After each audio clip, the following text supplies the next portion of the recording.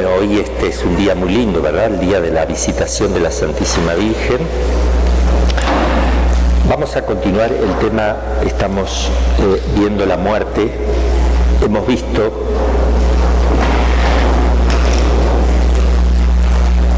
estábamos viendo que todos los hombres, la universalidad de la muerte, todos los hombres van a pasar por la muerte, tienen que pasar por la muerte, absolutamente todo. A veces es muy difícil que uno piense que también uno va a pasar, pero el sentido común, la fe, pero también el sentido común, aunque no lo queremos aplicar, nosotros también vamos a pasar. Como sea no lo sabemos, pero todos pasamos. Esta conclusión de que todos van a pasar por la muerte, y ya vamos a ver el caso de Enoc y Elías, lo afirman todos los padres de la Iglesia latinos y los griegos también, de la Iglesia griega. Santo Tomás de Aquino obviamente también lo afirma, el Catecismo del Concilio de Trento también lo afirma, y la mayor parte, todos. Cuando digo la mayor parte es porque algunos piensan que Elías y Enoc tuvieron que no haber muerto, por eso algunos piensan que hubo una excepción, y ya vamos a ver un poquito los puntos de vista.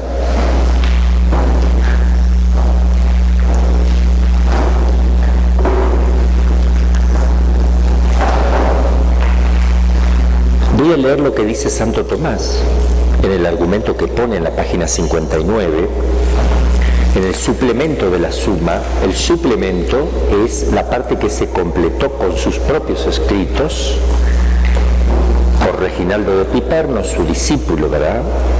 Sobre esta cuestión hablan los santos de muy diversas maneras. Sin embargo, la opinión más segura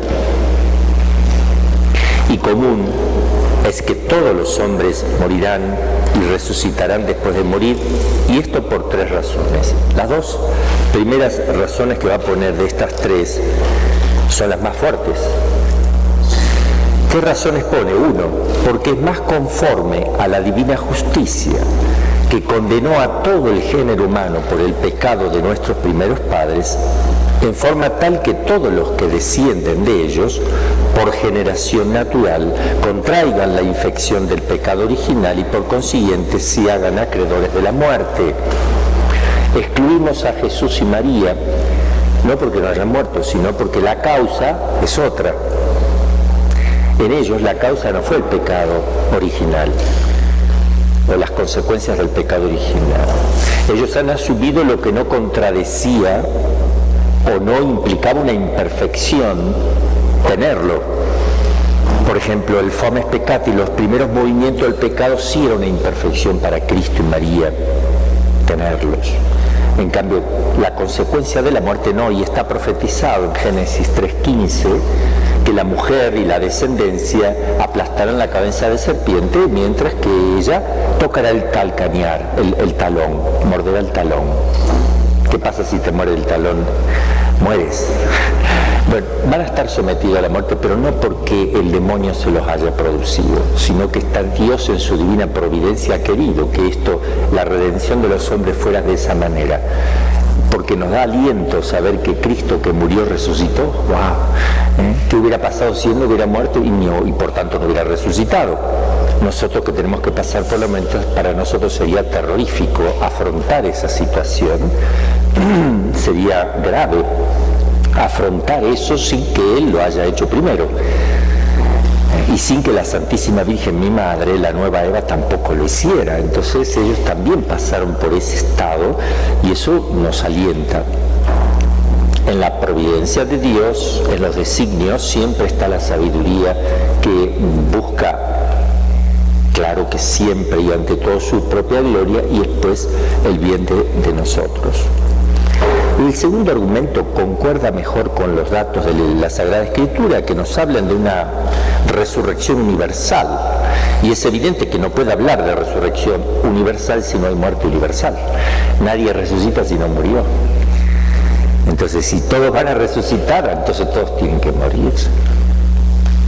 Y el tercer argumento corresponde mejor al orden mismo de la naturaleza, en la que toda renovación supone una corrupción anterior.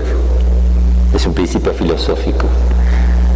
Como el vinagre no puede volver a ser vino, sino corrompiéndose el ácido acético que le hizo vinagre y volviendo a ser otra vez simple jugo de la vid. Luego, desde el momento en que la naturaleza humana sufrió por el pecado una alteración que atañe a la necesidad de morir, la muerte es para ella el medio necesario para llegar a la inmortalidad. Qué lindo lo que pone Santo Tomás. Quiero que se hagan familiar con los razonamientos profundos.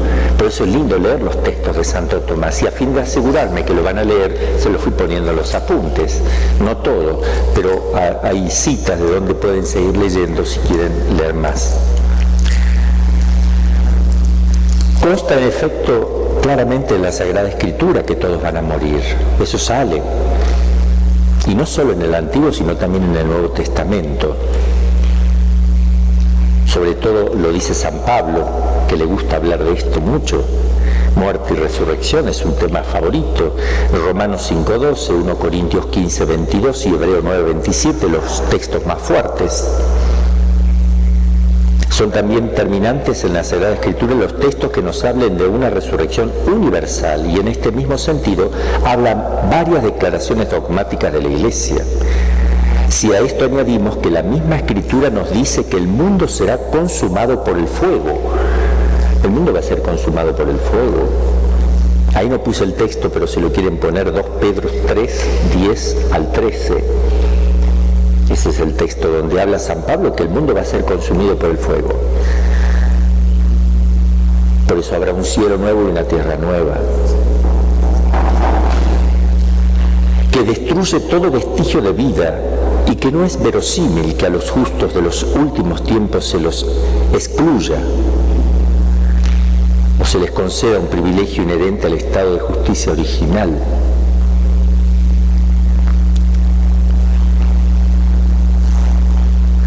Bueno, ¿cómo entonces han de interpretarse, si todos van a morir, las palabras del credo que dice: vendrá a juzgar a los vivos y a los muertos? Pareciera que va a juzgar a vivos que no han muerto. Parece que el juicio está antes de la muerte. Pareciera, hay que ver qué interpretamos o cómo interpretar este texto. Y el credo lo dice basándose en San Pablo, Tesalonicenses 4, 13, 16. Ahí no puse si es 1 o 2 Tesalonicenses, se me pasó. Debe ser 2, tal vez 2 Tesalonicenses. Han de interpretarse en el sentido de que los vivos son los que vivían cuando él hablaba, cuando San Pablo hablaba.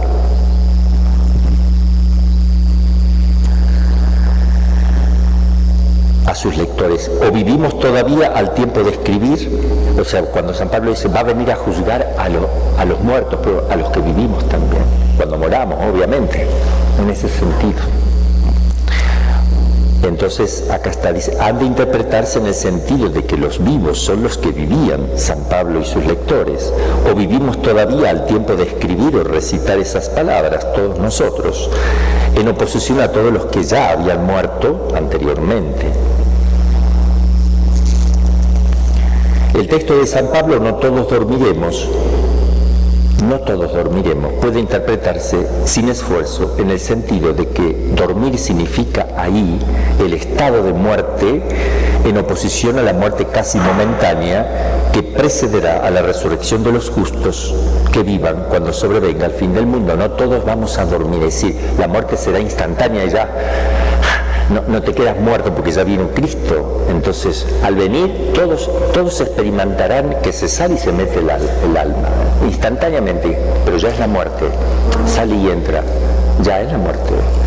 Muerte, no se salió, juzgado, y ya resucitan todos. Pero por eso no todos dormiremos en el sentido de no todos vamos a ser sepultados y estar ahí un tiempo, porque sí, obviamente cuando llegue Jesús eso no va a suceder. En ese sentido se aplica ese texto. Vamos a ver la dificultad de Enoc y Elías. Interesantes textos aquí. La Sagrada Escritura parece indicar que ambos pasaron a la otra vida sin pasar por el trance de la muerte. Y los textos son muchos, acá pusimos algunos. Por ejemplo, Génesis 5, 23, 24. Fueron todos los días de la vida de Enoc 365 años, y anduvo constantemente en la presencia de Dios y desapareció, pues se lo llevó Dios. También puede interpretarse, desapareció porque se lo llevó Dios y se murió, ¿no? Siguiendo andando y hablando, Elías y Eliseos, y de aquí que un carro de fuego con un caballo de fuego separó a uno de otro, y Elías subió al cielo en el torbellino. No significa que vaya al cielo de los bienaventurados, porque Felipe fue también arrebatado a otro lado. Es el apóstol Felipe cuando estaba instruyendo al eunuco. Entonces no quiere decir que haya muerto. Él vio eso, que se lo llevó un carro de fuego, quién sabe a dónde. Entonces no podemos concluir con certeza tampoco ahí. Enoc fue grato a Dios y trasladado. Ejemplo de piedad para las generaciones venideras. Eclesiástico 44, 16, trasladado. Bueno, la muerte también es un traslado. Cuán peligroso fuiste, Elías, con tus prodigios. ¿Quién podrá gloriarse de parecerse a ti, que fuiste arrebatado en un torbellino de fuego? Dichosos los que mueren después de haberte visto, pero más feliz tú, que por siempre vivirás. También vivirás por siempre, todos viviremos por siempre. O sea, no hay un texto conclusivo claro que diga no murió. Pocos en la tierra como Enoc, que fue trasladado de la tierra. Elías, por su gran celo de la ley, fue arrebatado al cielo. Por la fe fue trasladado Enoc sin pasar por la muerte. Ese es el más complicado. Por la fe fue trasladado Enoc sin pasar por la muerte, y no fue hallado porque Dios le trasladó.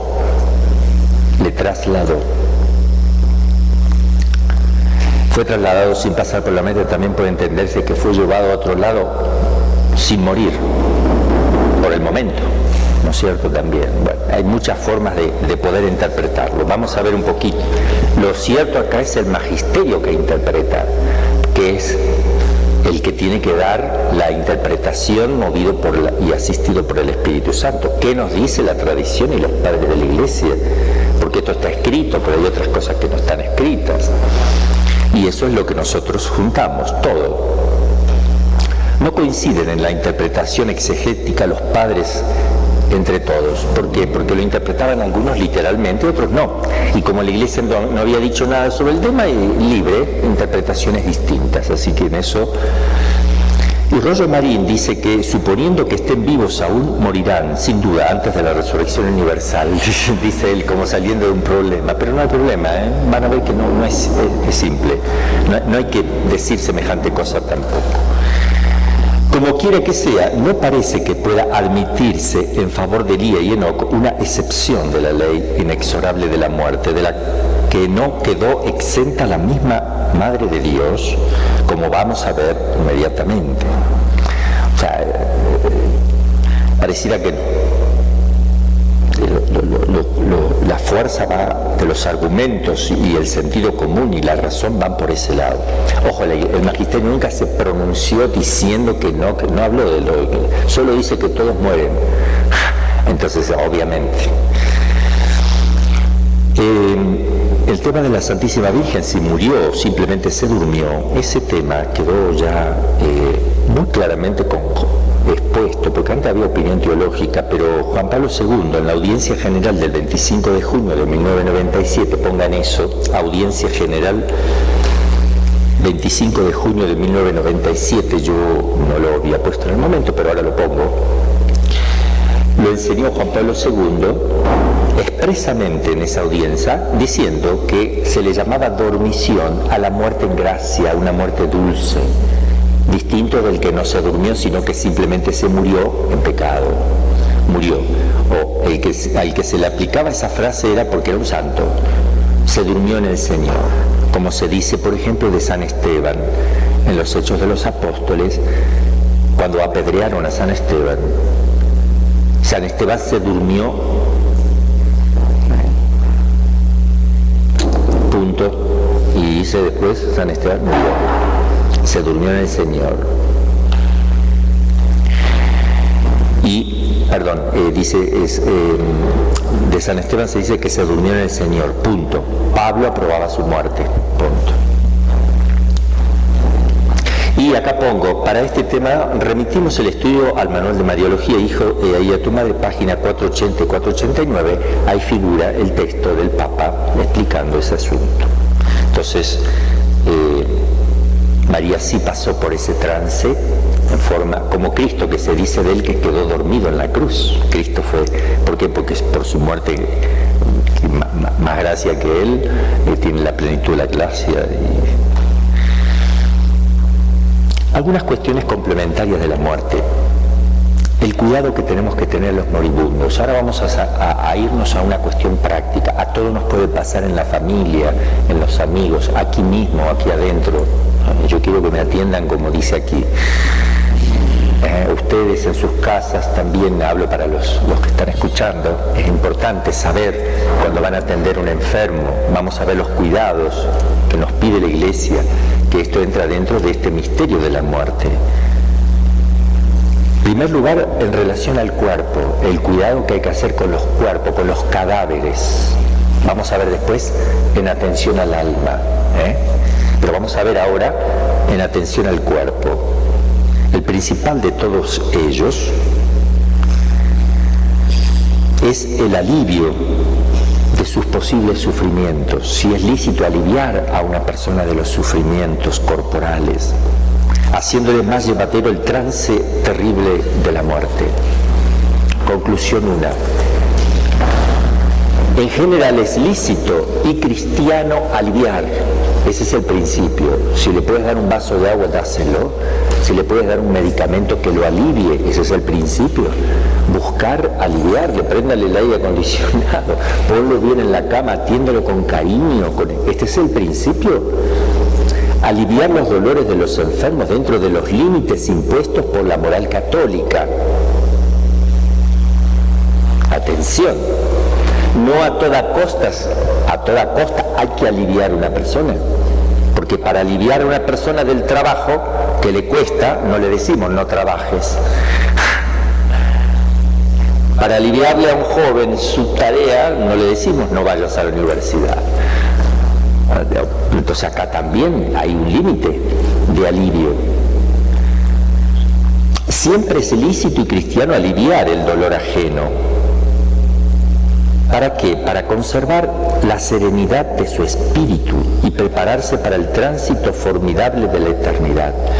Ese tránsito, entonces sí es importante ayudar que esté bien, porque es un momento que el alma tiene que estar bien preparada. Atendiendo el cuerpo, hay una predisposición del alma a estar bien, a poder rezar bien, a poder dar su vida.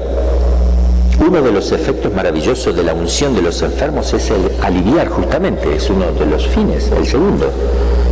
Y confortar físicamente al enfermo, incluso hasta curarlo. Aliviarle y hasta curarlo. Eso lo enseña la Iglesia. Todo lo que alivie al enfermo física y moralmente, inyecciones, medicamentos, palabras de consuelo, etc., no solo es lícito, sino caritativo y cristiano, siempre conteniéndose dentro, repetimos, ¿no?, de los límites de la moral católica, que ahora lo vamos a ver. Conclusión 2. Sin embargo, no es lícito jamás abreviar directamente la vida del enfermo para que deje de sufrir. No podemos hacer nada para acortar la vida de alguien. Acortarla no. Los que están a favor de la eutanasia, que significa muerte dulce, afirman que es lícito matar directamente a un enfermo incurable con el fin caritativo de ahorrarle sufrimientos inútiles, como si fuera un animal que uno le dispara en la cabeza para que se termine. ¿Por qué no se puede hacer eso? Porque uno no dispone de la vida, ni dispone un minuto del futuro de esa persona, ni lo trajo a la existencia. porque no es Dios para disponer sobre la vida ajena. Ese es el principio. Es algo, tocar eso es gravísimo.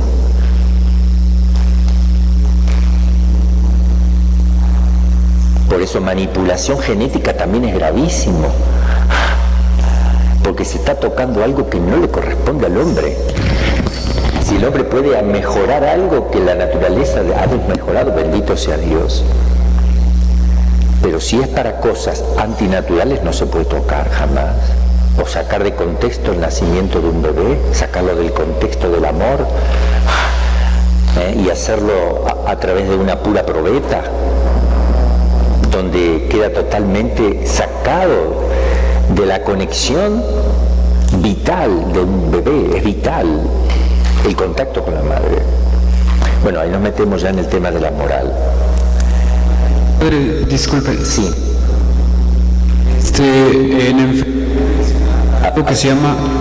En enfermería y medicina hay algo que se llama RCP3 o RCP4. Cuando una persona se muere, los familiares lo firman para decir que no quieren que se resucite. No lo están matando, o sea, pero ellos te firman una orden donde te dicen que no quieren que resuciten. ¿Eso es pecaminoso o es lícito?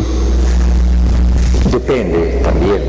Si es un joven que tiene un paro cardíaco y lo puede, si lo hace puede resucitar. Hay otros que lo están forzando con un mecanismo puramente artificial, son los que no hace falta hacer un gasto desproporcionado para mantener viva una persona.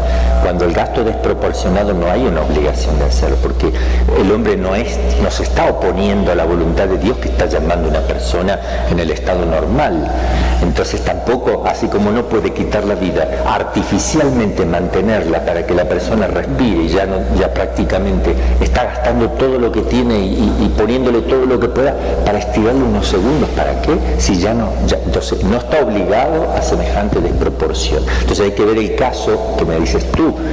Puede variar, puede ser un joven, puede ser una persona ya que está en estado vegetativo, que ya está sufriendo hace años, que ya han gastado todo. En cambio puede ser una persona que tenga sus recursos y es su hijo, que tiene 20 años. Entonces todo eso varía. Ya lo vamos a ver, con lo que vamos a ver creo que van a intuir fácilmente este tema, ¿no? Gracias. Estas ideas pueden provocar por ignorancia, falta de fe o también promovido ideológicamente por las obras sociales o asistencias sociales para que no gastar en favor del enfermo, abreviando el tiempo. Entonces está todo este tema. Yo te tengo que mantener la obra social, después ya no quiere pagar. Sí, págame y cuando llega el momento, entonces me conviene promover la eutanasia para que yo no tenga que gastar las obras sociales. Se ahorran todo ese dinero y los familiares por pereza se ahorran de un montón de cosas, de cuidar, matarlo y se termina, no me voy a mi trabajo y sigo mi vida, no rezo ni me importa ni su alma ni nada. O sea, todo eso que hay detrás es tremendo. Entonces las asistencias sociales para no gastar en favor del enfermo, abreviando el tiempo también por los organismos internacionales que quieren disminuir la población por un criterio egoísta y mezquino, y también los traficantes de órganos, son otros, que necesitan sacarlo antes que muera. Hay que tener cuidado con eso. Los órganos vitales para donar no está permitido. Yo no puedo donar un órgano que necesiten que yo esté vivo para que me lo saquen, no, porque entonces estoy permitiendo que me maten. Entonces sí, uno puede donar órganos, pero no los vitales. El cerebro, si muere ya no sirve, o el corazón, no sé, en algunas circunstancias, yo no sé, eso lo sabrá un médico. La mentalidad naturalista y pagana de nuestros días lleva a reflexionar de una manera torpe. Tú sacas a Dios y ya no tienes modo de razonar. Pierden por completo la noción del espíritu, lo ven como un animal. Y las exigencias del orden moral cristiano ni las consideran, ni les importa. Es un animal. No tiene alma, no tiene que salvar, no tiene que entrar a la eternidad. Claro, lo van a tratar como un animalito. Por eso yo creo que los médicos, los profesionales que no creen en Dios y no creen en la existencia de un alma, tratan con animales. Y yo no quisiera caer en manos de los que tratan a las personas como animales, porque la solución nunca va a ser correcta de un médico.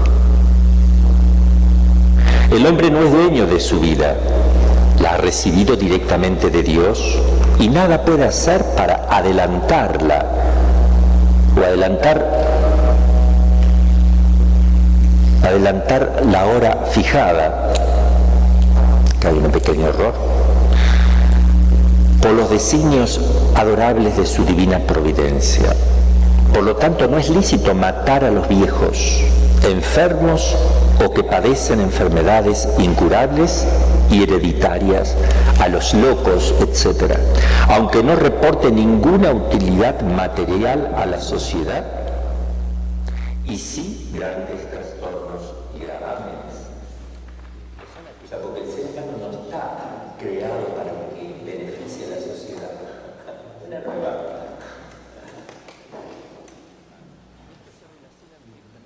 Está creado para Dios, no para la sociedad, para que aporte como si fuera una máquina donde cada uno es un engranaje, la mentalidad marxista, ¿no? Materialista. Por lo tanto, no es lícito matar, ya dijimos entonces, lo contrario, supone una concepción materialista de la vida que ofende los derechos inviolables de Dios y del prójimo, y al verdadero bien de la sociedad, que no consiste en modo alguno en la sola prosperidad material. No es lícito y sí es monstruoso matar a los gravemente heridos o a los moribundos. Como cristianos estamos llamados a hacérsela más suave y menos dolorosa, pero no a cualquier precio, ya que el fin no justifica cualquier medio. Tampoco es lícito al médico hacer experimentos, esto también, ojo, que esto se está dando mucho cada vez más. Hacer experimentos que puedan ser mortales, como se va a morir ya, va a tratar, ya se va a morir, pero vamos a hacer, vamos a ponerle esto a esa institución. Entonces no dicen nada, pero lo hacen. Tampoco entonces es lícito al médico hacer experimentos que puedan ser mortales, diciendo total se morirá igual, a base de medicamentos u operaciones quirúrgicas peligrosas, ya sea en sí mismo, ya en sus clientes, ya sea queriendo ellos mismos. Incluso si el enfermo dice, sí, yo quiero que experimenten conmigo tal cosa, también uno no puede disponer de la vida de la muerte. A no ser que haya 60% de posibilidad, yo me muero, 60% de posibilidad que me muero, y hay 40% que si me operan me pueden salvar la vida. Entonces, van a hacer una operación experimental, nunca la hicieron, es probable, pero sí, bueno, entonces hay que proporcionar los riesgos, entonces sí, si es proporcionado, sí, no hay problema. Aunque el experimento pudiese redundar en gran beneficio de la humanidad, en caso de resultar bien, porque con ello se intenta directamente una muerte que no puede justificarse por muy excelente que sea el fin intentado. No son ratas de laboratorio, no somos ratas de laboratorio. Para eso están las ratitas que el Señor nos provee. En cuanto al uso de narcóticos, morfina, éter, cloroformo o drogas de todo tipo que usamos, hay que atenerse a las siguientes normas. Ténganlo en cuenta para cuando yo estoy muriendo, que voy a ser el primero, probablemente. Si se emplean dosis capaces de producir directamente la muerte por su efecto tóxico, son intrínsecamente malas, entonces no. Y su empleo es pecado grave, porque lo van a matar. Aunque lo pida el propio enfermo. Dame que no puedo hablar. No. Te voy a aliviar un poco, pero te va a ayudar un poco. Vamos a ver que hay que alentar al enfermo. Sí, un poco te vamos a ayudar, pero esto es todo como lo pides, no porque te va a hacer daño.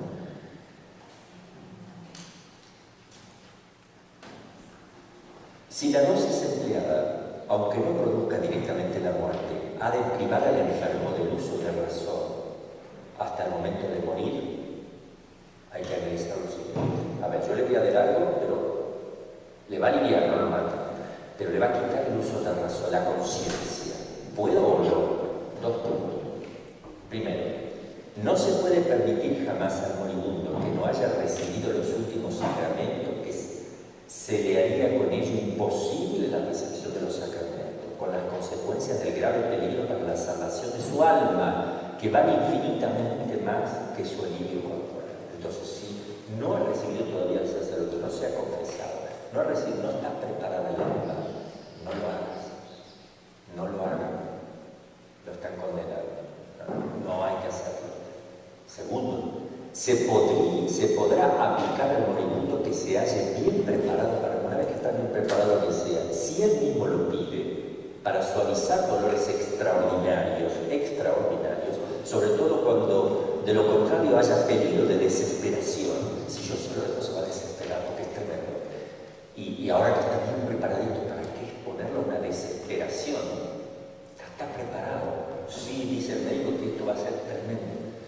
Ojo que si no lo pide el enfermo, si el enfermo dice sí, por favor, porque no voy a poder, se asusta, bueno, en todo caso se le va dando un poco hasta acuerdo. Parece que no es lícito, sin embargo, cuando se trata de simples dolores ordinarios, ahí no, hay que decir, ofrece eso, porque está dentro de lo que, o sea, lo vas a pagar en el purgatorio, pero ahora. Es importante que lo vivas ahora, por algo es natural, es algo natural, no es malo. Todo lo natural no es malo, hazlo. Dios tiene designios detrás de las cosas naturales, está eso en la creación implícito. No es lícito entonces con dolores ordinarios, ay, dame que sea que yo no quiero sentir nada, aunque pierda la razón, o que casi hable de perder la razón. Pues con ello se le priva al enfermo de la posibilidad de merecer ante Dios con la cristiana aceptación de sus dolores, que es un bien espiritual mucho mayor que el simple alivio corporal. Yo planteo la ilicitud moral. Yo creo que con el COVID-19 lo que se ha hecho, de llevar, de meter un viejito así, no permitir que salga del hospital y ya hacerlo, eso es tremendamente inhumano, eso no se puede hacer. Para un creyente es violar la conciencia, los derechos de un creyente. Habría que hacer un superjuicio a quien ha hecho eso y te lo entregan en una caja hecho ceniza. Esto es gravísimo, porque no pensaron en el bien espiritual, me lo quitaron, no me dejaron hacer nada. Yo iba a llevar a un médico, un sacerdote, no le permitieron, murió como un animal. Se le hay que hacerle juicio al hospital, a los médicos, y nadie se plantea eso. No vamos a hacer todo, pero esto lo tiene que hacer la Iglesia Católica. Dice, señores, no toque una persona que creyente, si pide un sacerdote, se lo tiene que dejar entrar y administrar los sacramentos. Si los familiares dicen no, es no, se lo devuelves. No se puede decir no, y acá no sale, no se puede hacer eso. Estas cosas son y siguen siendo muy malas, muy contra los principios cristianos. Son violación, así como violentar a una persona que comulgue la mano sí o sí, tú la vas a... Eso es violentar la conciencia de la persona. No se puede hacer de eso. En lo más sagrado y santo que tiene sobre la tierra. Y disponerle para el momento de la comunión, donde uno tiene que tener paz y recibir con amor a Cristo. Por favor, es el encuentro matrimonial, es la comunión entre ambos. Y tú te pones ahí a pelear. Eso no se puede hacer, sentido común. Cristo no te va a hacer eso. Comulga la mano, no te va a hacer eso Cristo, que es el principal sacerdote. Entonces, ¿por qué lo haces? No entiendo. Yo comparo acá el trato corporal bestial con el trato espiritual bestial. La bestialidad del trato con los seres humanos en el orden espiritual con cosas sagradas y santas. Brutalidad mayor que la brutalidad corporal de los médicos cuando tratan a los enfermos como animales. Lo digo porque me están escuchando, que esto es importante. Justo en un contexto muy importante que estamos viendo la muerte del trato humano, cristiano, del cuerpo, mucho más del alma. Si se trata de privar el uso de razón por poco tiempo, podrá permitirse más fácilmente por motivos menos graves, aunque siempre con prudencia, ¿verdad? Todo lo que tienda a aliviar al enfermo sin acelerarle la muerte ni privarle del uso de razón es de suyo lícito, honesto y obligatorio. Ayúdalo. Bien, así que yo ya dije cómo quiero que me trate. Conclusión 3. Si el enfermo los lleva con paciencia los sufrimientos y resignación cristiana, puede ser altamente caritativo, no aliviarle artificialmente sus dolores. Alentarlo. El padre Pío pidió que lo operaran sin anestesia. Jacinta también. Que le operen sin anestesia. Es decir, si uno ve que la persona dice, la ve bien, alentarlo, que lindo, bonito, o sea, lo que estás haciendo es maravilloso, es una obra, estás ofreciendo sacrificios al Señor, ofrece por la oración de los pecadores, ofrece por esto, que alentar. No es uno inhumano si está alentando a ofrecer los sufrimientos como lo ve el mundo pagano, que dice que en lugar de alentarlo a ofrecer, dale algo que le quite ese dolor. Métele la cabeza, acá tienes una aspirina, no duele. Lo primero que hay que decir a la persona cuando dice me duele, ofrécelo. Pero no en el sentido de ofrecerlo. Hacerlo con caridad. Ah, qué lindo que tienes algo para ofrecerle al Señor. No, enseguida es quitarle el dolor. Enseguida quitarle. Un dolor de muela ya enseguida le aclaré. No hay problema que lo tome, no es pecado, ¿verdad? No es pecado. Si uno le duele un poquitito la cola, ya enseguida se no es pecado. Pero te estás privando de algo bonito, piensa un poquito más como cristiano, deja un ratito más. En todo caso, ya se te hace insoportable si no puedes dormir y si no. Pero hay que estirar un poquito, esos son regalos. Nosotros cristianos vemos como regalos esas cosas. El mundo lo ve como un problema serio y huye con un terror muy grande a esas cosas. Conclusión 3. Si el enfermo lo lleva con paciencia, ya lo dije. El mundo actual materialista, naturalista, sensual y pagano no entenderá jamás esta conclusión, que calificará en su ceguera de inhumana y cruel. Así piensan de las penitencias de los pastorcitos de Fátima, una locura, una crueldad impía, no entendiendo nada del orden sobrenatural. Pero el cristiano que tenga ideas claras sobre la eficacia redentora del dolor, de su alto valor meritorio, Cristo abrazó el sufrimiento voluntariamente. De su alto valor meritorio cuando se sufre por amor de Dios en unión con los dolores de Cristo en su pasión y de María al pie de la cruz, no vacilará en aceptarla de buen grado. Los santos preferían siempre el dolor al placer, aún el lícito y honesto, y no estaban locos, veían simplemente con claridad. Si el enfermo no lleva con suficiente resignación sus propios dolores, es obvio que es mejor, aún desde el punto de vista de la caridad cristiana, aliviarlos con los calmantes oportunos. No es pecado, acuérdense. Si ve que no lo está llevando bien, dáselo. No le diga, no lo voy a dar porque no, eso lo decide él. Si pide un calmante, dáselo. Porque si el sufrimiento bien soportado es fuente de grandes merecimientos, mal soportados puede ser incluso ocasión de pecado, porque estoy renegando. Es preferible un acto de amor y de arrepentimiento hecho con serenidad y sin sufrimiento alguno, que un gran dolor soportado por impaciencia. Tengan en cuenta ese otro principio, para mí es muy importante. Grande sufrimiento llevado mal, o ningún sufrimiento, con mucho amor, ofreciéndole a virtud. Cambia, entonces hay que ver ese punto. Para mí este punto es muy importante. Por eso entra aquí la prudencia. Vamos a ver ahora el cuidado que hay que hacer del enfermo, pero en relación a su alma ahora. Esto mismo con su cuerpo, sus dolores, sus sufrimientos. Ahora vamos a ver en relación a su alma. Los cuidados corporales debidos a los enfermos tienen su importancia y su valor cristiano, pero son incomparablemente superiores los que se refieren al alma. Estos se relacionan directamente con la vida eterna, mientras que aquellos afectan tan solo a esta pobre vida temporal. En primer lugar, la confesión del enfermo.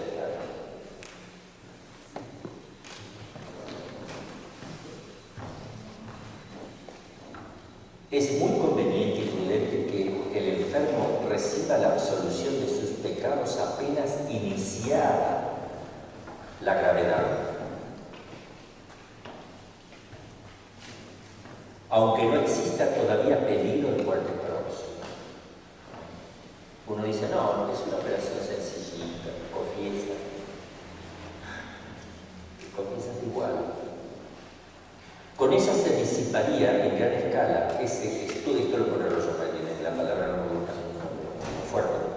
Con esto se disiparía en gran escala ese estúpido y anticristiano pretexto que a tantas pobres almas habrá costado su salvación eterna, de que se va a asustar el enfermo si se le habla de confesión. Miren la forma de pensar. Es este uno de los mayores crímenes que pueden cometerse, de los que claman venganza al cielo y no quedarán sin castigo en esta vida o en la otra. Porque le puedes privar de la vida eterna. O sea, es tremendo lo que estás haciendo. Hay familias tan necias e insensatas que prefieren que su enfermo se vaya tranquilamente al infierno sin asustarse, antes que al cielo a costa de un pequeño susto. Es el colmo de la ceguera e insensatez. Hay de los que tengan sobre su conciencia semejante crimen.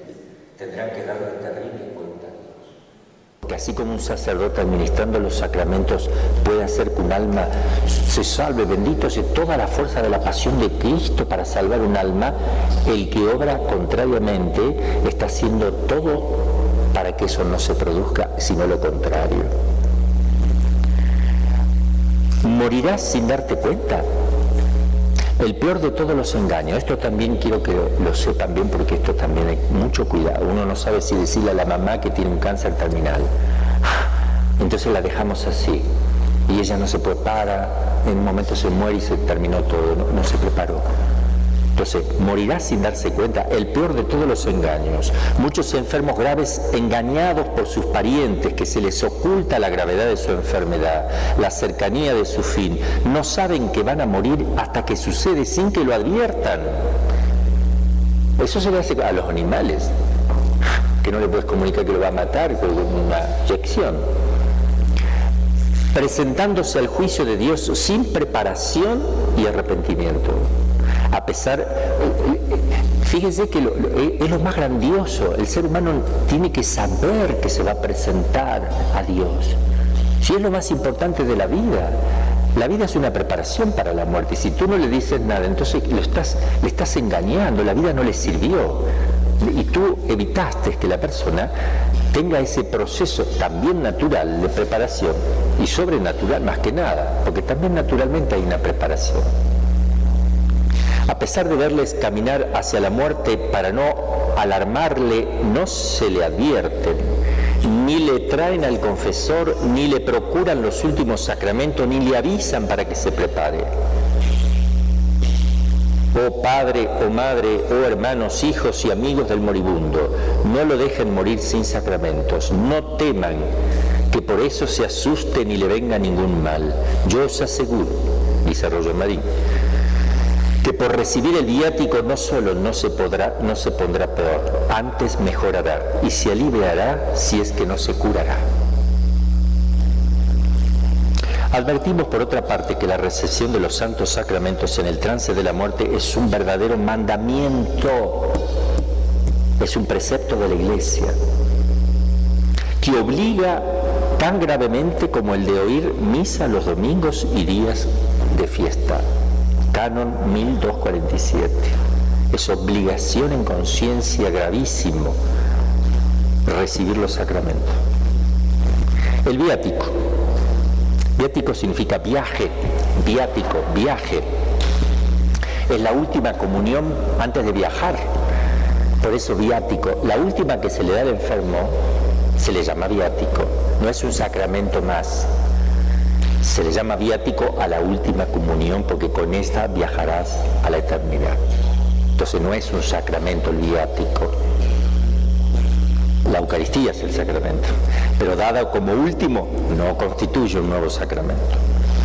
El viático, después de la confesión y absolución sacramental, tiene que recibir el enfermo el santo viático, que es una de las más emocionantes manifestaciones del amor y misericordia. Imagínense que el enfermo diga, Dios está conmigo y yo con él metido. ¿Qué miedo a la muerte? Se te va el miedo a la muerte. El viático, el viaje, es Jesucristo nuestro Señor que viene a visitar al pobre enfermo para llevar su alma. Cuando éste no puede ya cumplir el tiempo, acudir al templo a visitarle a él. Viene Cristo con uno. Es hermoso. Es la comida para el camino.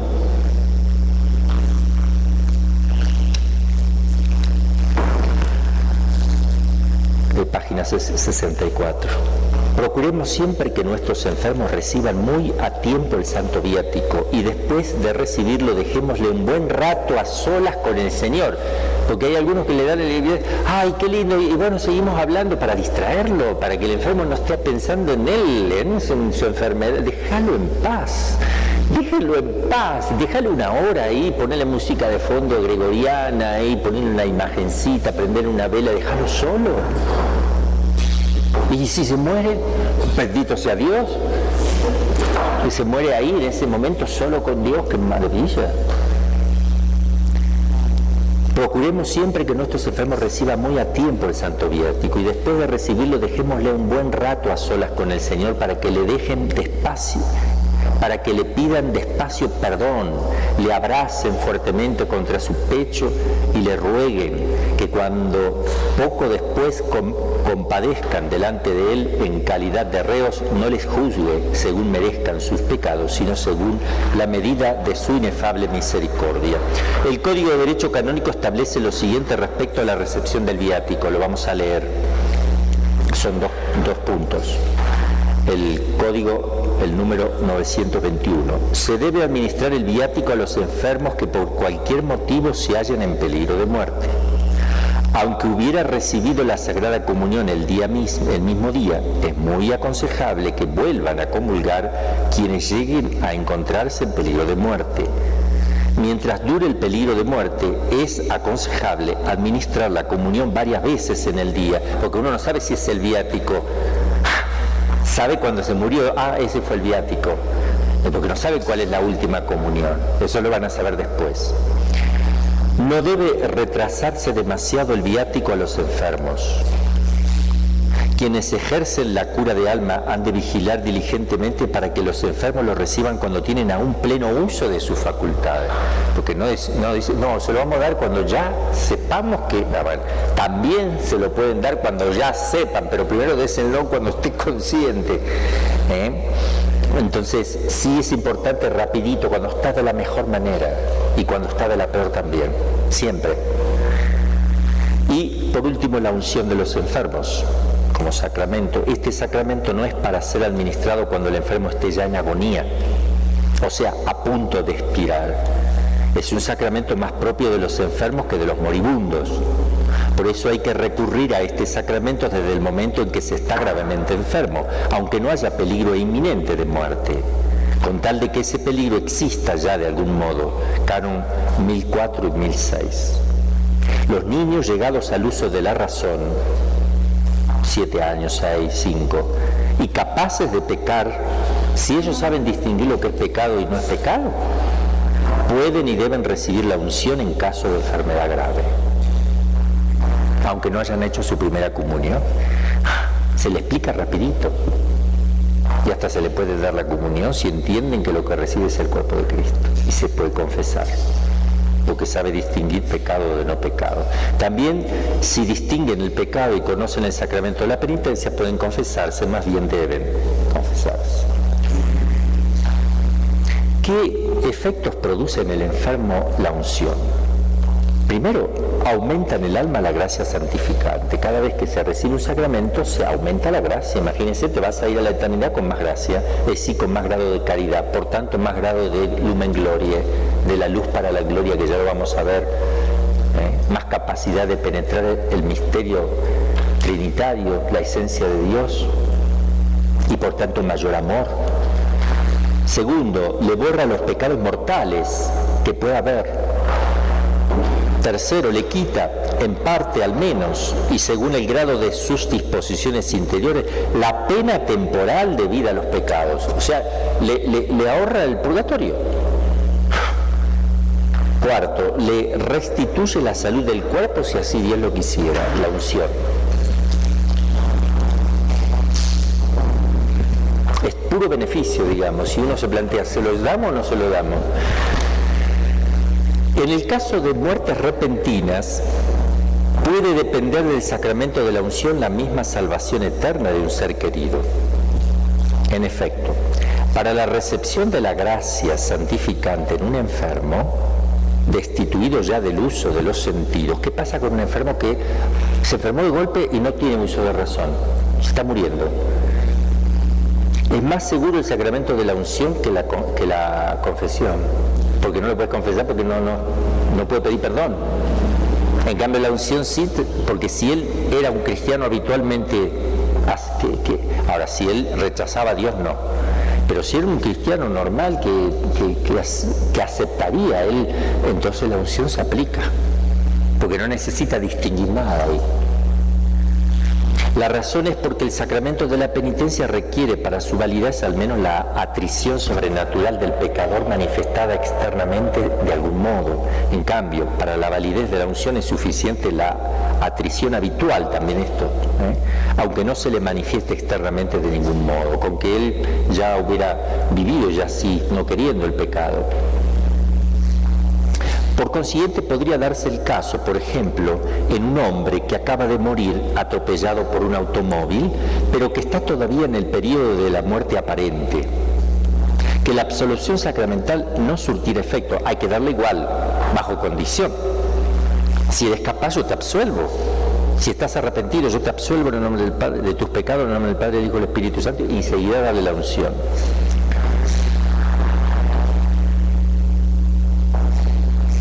Por ejemplo, un hombre que acaba de morir atropellado por un automóvil, pero que está todavía en el periodo de la muerte aparente, que la absolución sacramental no surtiera efecto alguno y se condenara por estar en pecado mortal y no haber manifestado su arrepentimiento de atrición en forma externa, ya que faltaría con ello a la materia próxima necesaria para la validez del sacramento de la penitencia. Por eso cuando uno le dice a una persona, ahora reza el pésame o el acto de contrición, es obligatorio que exprese externamente su arrepentimiento para que el sacerdote le dé la absolución, que el sacerdote al menos escuche, me arrepiento, ya está, después di lo que quiera, di simplemente perdón Jesús, ya está, pero tienes que manifestarlo porque eso es materia del sacramento. Hay gente que reza el acto de contrición y no hace nada. Entonces yo tengo que decir, bueno, a ver, repita esto, Jesús, te pido perdón, ya, ahí sí.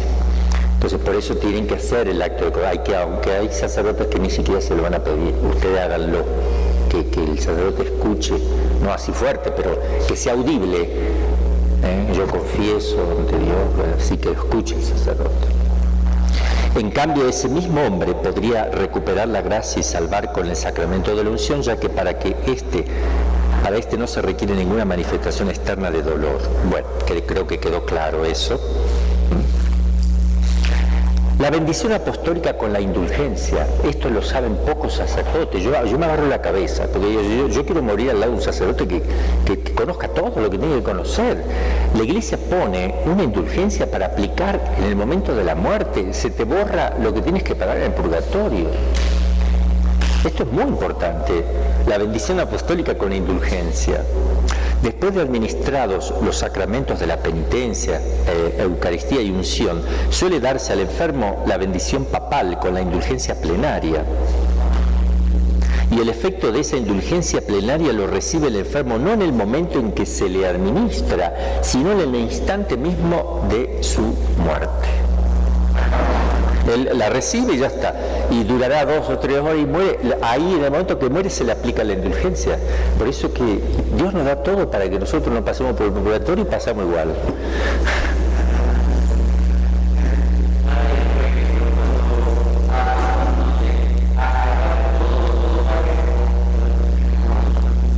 A ver la pregunta con un micrófono, porque la gente no sabe lo que preguntas, y yo tampoco.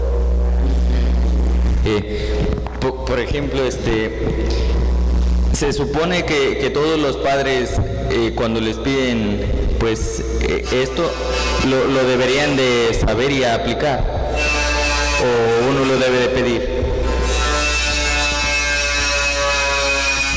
Una vez. Sí, lo tienen que saber todos.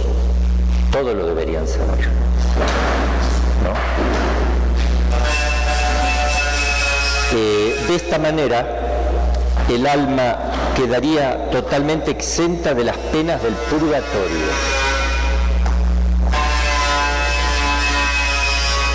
Para su validez se requiere que éste pronuncie con la boca, o al menos con el corazón, atención, el santo nombre de Jesús. Es lo que pide, que la persona diga Jesús.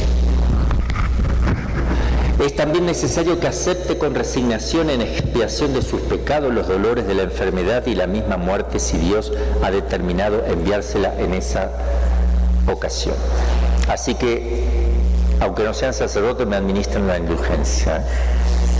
Traigan uno que, a ver, ¿qué sacerdote sabe administrar? Y yo ahí lo tengo, yo lo llevo por todos lados, el papelito de la indulgencia, lo llevo siempre. Ahí cuando voy a predicar, en el folder que llevo para la hojita de predicación, ahí tengo todo, por si un enfermo se me muere, tengo la unción, tengo todo ahí.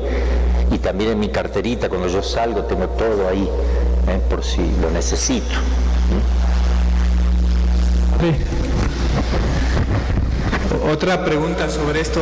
Supongamos que hay un enfermo en el hospital que recibe o alguien que le van a operar, recibe la unción y la indulgencia plenaria. Después lo internan en el hospital y allí comete un pecado mortal de pensamiento, no sé. La indulgencia necesita el estado de gracia para aplicarse. Y después vuelve a pedir a un sacerdote que le vuelva a administrar la unción. Se da cuenta que ya va a morir, lo vuelve a pedir. Pero no la bendición apostólica. Y no se la da el segundo sacerdote. Es un problema que lo tiene que solucionar San Pedro. No me lo planteé yo así, no creo que reviva, porque revive lo que deja algo. Los sacramentos que imprimen carácter reviven, la indulgencia no imprime nada, muere y está muerta. Hay que volverla a dar, es lo que pienso. Por ejemplo, las personas que han recibido la unción aquí y que todavía vivan muchos años. Mientras no pecan mortalmente, sigue vigencia. Y si no, otra vez la deben de pedir. Gracias. La recomendación del alma, esto también para toda la gente, esto lo pueden hacer todos los laicos, recomendación del alma. La principal preparación para la muerte es la digna recepción de los últimos sacramentos en la forma que acabamos de decir. Pero la Santa Madre Iglesia no se cansa de prodigar sus cuidados maternales sobre sus hijos moribundos, que van a emprender el viaje hacia la patria, y les ayuda y asiste hasta el momento mismo de exhalar el último suspiro. Por eso ha incluido en su ritual romano la Iglesia las bellísimas oraciones que se dicen por los enfermos situados ya in extremis y que llevan el título de recomendación del alma. Estas oraciones debe decirlas el sacerdote si está presente, pero en su ausencia puede recitarlas cualquier persona que asista al moribundo. Si quieren leer un poquito más acá, pueden leer Rollo Marín, página 244, pero también pueden leer el libro de Gemidos, que yo puse algunas oraciones para acompañar en el momento de la muerte a los moribundos, en vista de todas estas cosas, ¿no? Vamos a ver el tema de la agonía. Vamos a ver la agonía en distintos momentos. Muerte aparente, muerte real, también lo vamos a ver un poquito. ¿Cuándo es muerte real y cuándo es muerte aparente?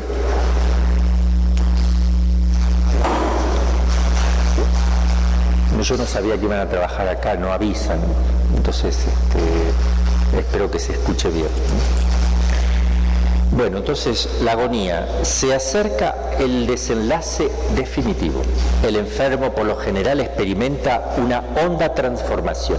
Estas son descripciones, ustedes tal vez no pasaron nunca por esto, yo tampoco, pero los que han pasado, que por ahí se han salvado, han pasado por eso, o los que son testigos de qué van pasando, estas experiencias están. Se acerca el desenlace definitivo, el enfermo por lo general experimenta una honda transformación. Su rostro palidece, la nariz se afila, los labios se tornan amoratados, los ojos empiezan a vidriarse. Es lo que van a ver siempre en un moribundo. La respiración es cada vez más anhelante. Un trágico estertor se va acentuando por momentos. Es la agonía, que suele presentarse casi siempre poco antes de morir, aunque varían infinitamente sus modalidades, sus grados y su duración. A veces la agonía es imperceptible. Uno dice, se quedó dormido con una especie de sonrisa. Incluso puede pasar. La agonía no tiene uniformidad alguna. Varía muchísimo según la naturaleza última de la enfermedad. No es lo mismo tampoco en el viejo que en el adulto o en el niño.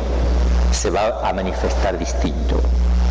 En esos momentos hay que redoblar los esfuerzos para rodear al enfermo de una atmósfera de serenidad y de paz. Cometen en este sentido gravísima imprudencia las familiares que empiezan a gritar o llorar en voz alta, asustando al ahí sí que lo asustan, asustando al pobre enfermo y haciéndole mucho más doloroso sus últimos momentos de este valle de lágrimas y de miserias. Aquí si gritan no les importa que se asusten, pero traen el sacerdote no. A veces falta por completo la agonía. No siempre, sin embargo, se presenta la agonía. En estos casos el hombre sano pasa en un instante de la vida a la muerte, a veces en el momento de pronunciar una palabra o de sonreír serenamente. Vamos a ver las principales clases de agonía. Siguiendo las descripciones y relatos del Dr. Bond, en un libro llamado La muerte y sus problemas, podemos clasificar en 3 grupos las modalidades principales de la agonía, con aumento de lucidez mental, sería el primero, donde el que tiene agonía inexplicablemente se vuelve tan lúcido, pero uno dice, ¡qué barbaridad! Impresionantemente lúcido, y tiene su explicación. Metafísica, también. Con lucidez imposible de manifestar, es lúcido pero no lo puede manifestar, y con plena inconsciencia mental. Primero, agonía con un aumento de lucidez mental. Suele pasar muy seguido, Por muy extraño que a primera vista pudiera parecer, se han comprobado numerosísimos casos de extraordinaria lucidez mental en los moribundos. Diríase que el alma, a punto ya de separarse del cuerpo, comienza a actuar con una intensidad desacostumbrada. Esto es interesante. A la manera de los espíritus angélicos, porque el alma se quiere como salir y tiene más libertad de ejercer. Todavía está informando el cuerpo, pero como que se está desprendiendo y entonces tiene una actividad espiritual impresionante. Es como que la lucidez se le agudiza. Esa es la explicación metafísica que tiene de fondo, que los médicos constatan una lucidez impresionante, fuera de lo común. Inteligencia, capacidad de pensar, de razonar, de profundizar, una lucidez, hermano. Luz, idez. Como la luz que tengo así, lucidez mental fuera de lo normal, fuera de lo natural. No le podés decir que hasta las 12:30 lo lamento, que se ponga a hacer otra cosa.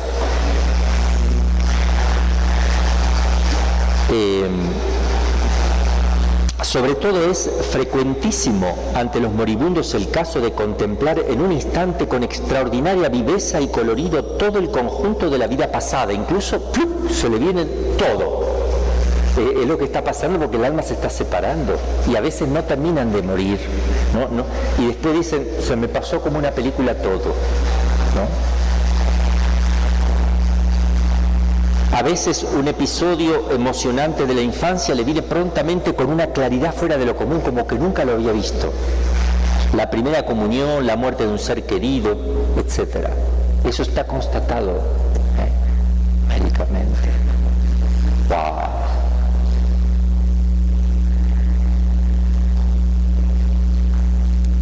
Sí, porque no se pusieron a trabajar, no avisaron que iban a hacer, entonces no. Las clases están primero. Agonía con lucidez imposible de manifestar. Por eso hay que hablarle al oído también a los moribundos, porque escuchan todo, no pueden manifestarse nada más. Es como si no pueden ni abrir ni mover un dedo, pero escuchan todo. Entonces nosotros como sacerdotes sabemos, ya en la pastoral se nos enseña, ¿verdad? Vamos y cuando no pasa nada le tomamos la mano, le hablamos al oído y lo que decimos, si me escucha apriete la mano, a veces aprietan, otras ni siquiera aprietan. Cuando aprietan es muy lindo porque uno dice, bueno, se arrepiente de su pecado, apriete. Quiere la absolución, bueno, y ahí le ayuda a uno a hacer un buen arrepentimiento, ¿verdad?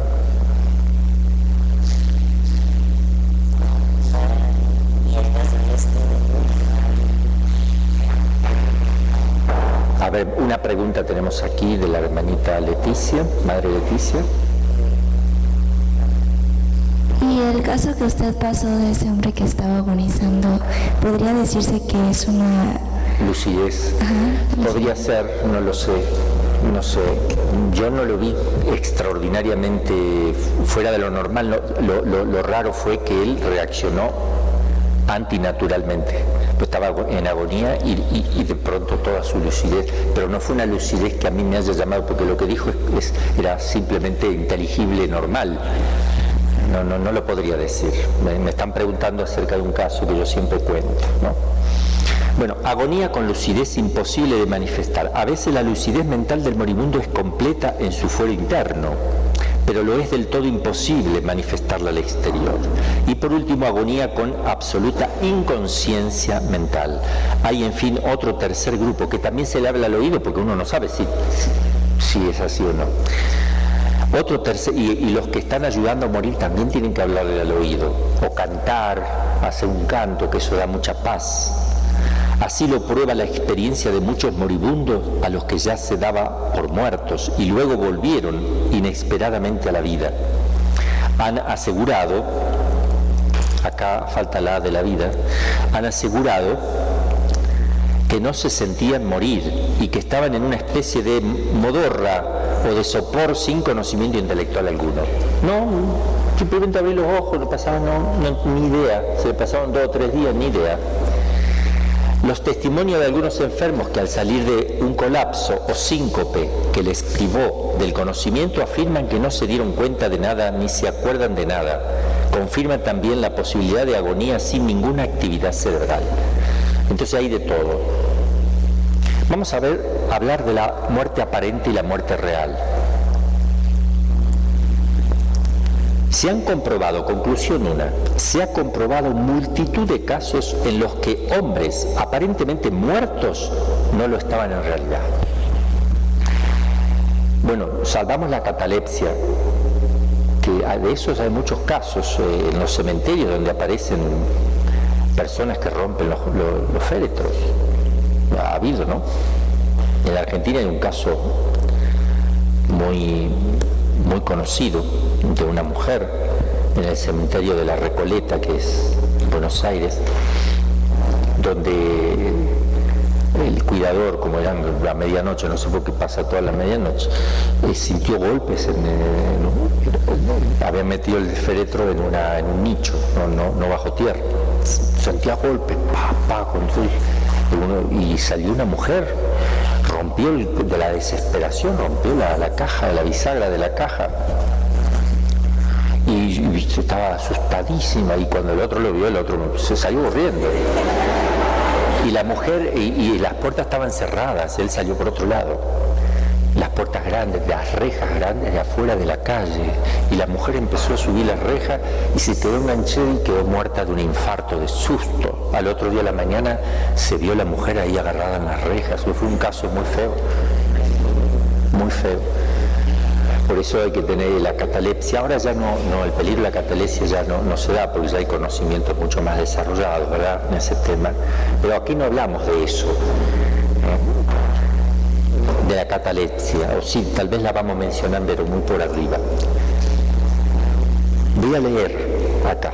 Se han comprobado numerosísimos casos de presuntos muertos, de cuya defunción certificada por los médicos no se abrigaba la menor duda por haber cesado en absoluto todas las manifestaciones vitales, que volvieron a la vida por accidentes fortuitos o procedimientos puramente naturales, prueba inequívoca de que en realidad no estaban verdaderamente muertos.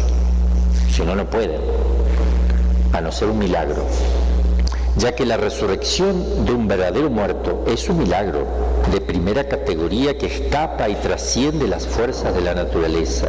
Solo puede realizarse por una intervención sobrenatural de la omnipotencia divina. Por tanto, el que vuelve a la vida es porque no estaba muerto o porque hubo un milagro. No hay otra.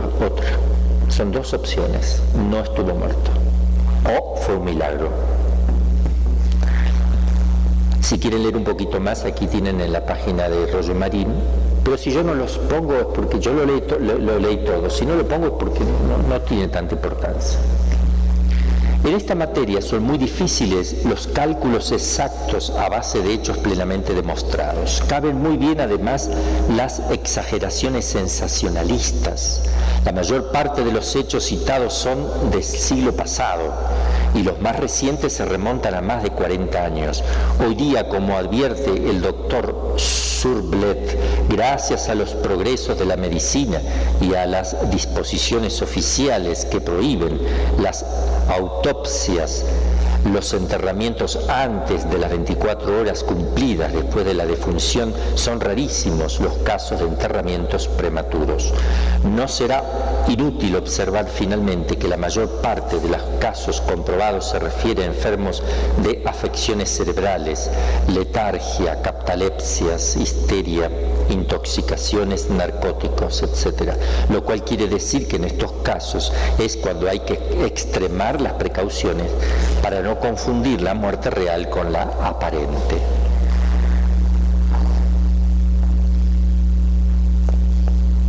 Conclusión 2. Ustedes me van a decir, ¿dónde aparece Gloria Polo acá? ¿No se preguntaron? ¿Y dónde aparecen algunos que el Señor le permitió volver? Ya vamos a ver. Conclusión 2. Experiencias científicas rigurosamente comprobadas parecen demostrar que entre el momento llamado de la muerte y el instante en que ésta tiene realmente lugar, existe siempre un periodo más o menos largo de vida latente. Parece. Las experiencias científicas a las que alude la conclusión se refieren a los casos de vuelta a la vida por procedimientos puramente naturales, o sea, sin intervención de milagro alguno, de personas que presentaban todas las características de la muerte verdadera: falta de pulso, de respiración, rigidez cadavérica, falta absoluta de sensibilidad, etc. Como en estos casos no se trata, y ahora podemos poner muerte cerebral también porque ha pasado, hay que concluir con toda certeza científica que la vida, que exteriormente parecía del todo extinguida, persistía, pero no era percibida, pero estaba, persistía en realidad en el aparentemente muerto, y que por consiguiente su cuerpo continuaba informando todavía por el alma, seguía siendo informada por el alma, no se separó el alma. El alma puede como dejar de actuar, entonces parece un cadáver. No es que no está el alma todavía, no se salió, por tanto la muerte no se produjo, pero hay una cesación total de actividad del alma sobre el cuerpo. También puede pasar. Si el alma se hubiese separado del cuerpo, no hubiera sido ya posible que volviera. Eso, una vez que sale, no puede entrar, a no ser en la resurrección final. Y a no ser también con un... Yo hablo naturalmente hablando, por milagro sí. Sobre todo el caso de los muertos resucitados por Cristo, como la hija de Jairo, o el hijo de la viuda de Naín, o el de Lázaro. Nos preguntamos si fueron juzgados, porque cuando veamos el juicio vamos a ver que hay una definición, que el alma es juzgada instantáneamente. Entonces, ¿fue juzgado o no fue juzgado? Si fue juzgado, que se salvó, al volver corre el peligro de volverse a condenar, ahora de poder... Todo eso lo vamos a resolver en la parte de juicio, pero todo eso está visto, no se preocupen, todo está analizado. Conclusión 3. En los casos de muerte repentina, el periodo probable de vida latente dura hasta que se presenta la putrefacción. O sea, si está aparentemente muerto, ¿cuánto dura? Y bueno, segurísimo, hasta que empieza a sentirse mal olor. Entonces, cuando se siente mal olor ya no está, porque ya es cadáver, ya perdió la forma sustancial, ya es cadáver, con certeza. Entonces, sí se cambió, se transformó, perdió la forma. La forma es el alma sustancial que se salió, la perdió.